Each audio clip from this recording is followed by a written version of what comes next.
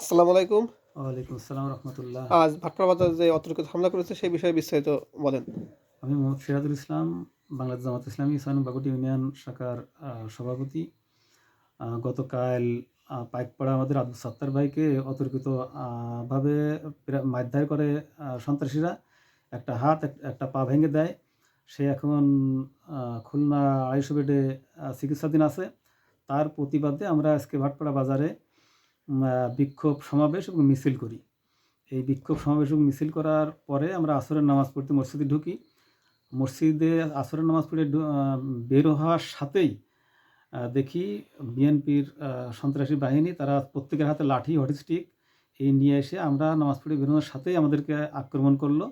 তার ভিতরে আছে খালিদ, ইকবাল, সজীব, শামীম, ফুরকান, ইউসুফ সহ আরও অনেকে। প্রত্যেকের হাতে লাঠি। তারা এসে অতর্কিত হামলা করে আমাদেরকে ২০-২৫ জন আহত করে। এই অবস্থায় তারা মোটামুটি আমাদেরকে আহত করে তারা চলে যায়।